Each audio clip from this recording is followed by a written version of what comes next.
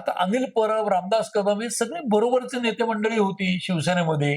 म्हणजे रामदास कदम हे विरोधी पक्षनेते होते शिवसेनेचे. थोडीशी लोकांना आठवण करून देण्याची बाब याच्यामधली अशी आहे की रामदास कदमांचे भाऊ सदानंद कदम आणि अनिल परब हे भागीदार आहेत. त्यांना अडचणीत आणण्याचा प्रयत्न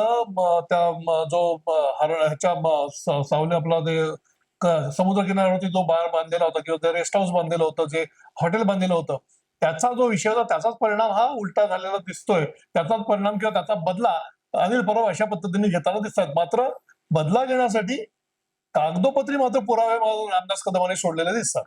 मी तुम्हाला सांगतो ह्याच्या बरोबर न चर्चा झालेला एक विषय असा आहे की मुळामध्ये योगेश कदम गृहराज्यमंत्री आहेत.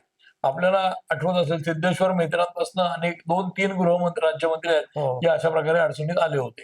स्वतः रामदास कदमही आलेले. तुलनेने आत्ता योगेश कदमांच्या बाबतीत ते तितकंसं का नाही मोठं, तर त्यांच्या आईच्या नावाने लायसन्स आहे आणि त्यांचा वेगळा संसार आहे, माझा वेगळा संसार आहे, माझा त्यांचा संबंध नाही, त्यांना व्यवसाय करायचा अधिकार नाही का, या ग्राउंडवर कदाचित लोकांना तो फार मोठा गुन्हा वाटणार नाही. पण त्याच्या मुळाशी काय आहे तर सदानंद कदमांच्या पेक्षाही नवी मुंबईमध्ये एका बारवर रात्री 2:30 वाजता रेड केली. योगेश कदमांच्या ओएसडी स्वतः गेले होते असं कळतं. आणि ते गेल्यानंतर तिथे तुमच्या हद्दीमध्ये कसा काय बार चालू आहे रात्री 2:30 वाजता, म्हणून तिथल्या पोलीस अधिकाऱ्याला निलंबित करावं असा आग्रह योगेश कदमांनी धरला होता. आणि तो धरल्यानंतर ठाण्याच्या कमिशनरना त्याचा त्यांनी आग्रह धरला. तिथला जो अधिकारी आहे तो एकनाथ शिंदेपर्यंत पोहोचला. एकनाथ शिंदेंनी सांगूनही योगेश कदमांनी आग्रह धरला, अशी परिस्थिती झाली. आणि एकनाथ शिंदेंनी फक्त कमिशनरना सांगितल्याचं हे कानावर आलं. परंतु खरं काय घडलं हे कोणी सांगू शकत नाही. या सगळ्या माध्यमातल्या चर्चा आहेत.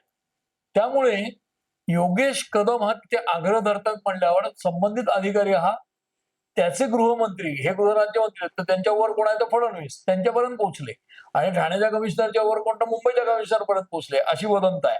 आणि त्यातनं मग हा प्रकार घडला आणि मग योगेश कदमांच्या मातोश्रींच्या त्या सावली बारवर कारवाई झाली असं कळतंय.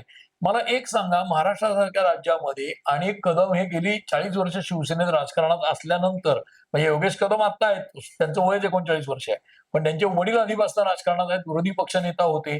आज त्यांच्या बारवर कारवाई होतीये पोलिसांची, हे त्यांना न कळणे की त्यांचा संपर्क कमी आहे का? त्यात मुलगा गृहराज्यमंत्री आहे. म्हणजे योगेश कदम गृहराज्यमंत्री असताना पोलिसांची मुवमेंट राज्यमंत्र्यालाच समजत नाही. एक्झॅक्टली याचा अर्थ हे कुठल्या तरी राजकीय हेतूने केली गेलेली कारवाई असावी असं मला वाटतं.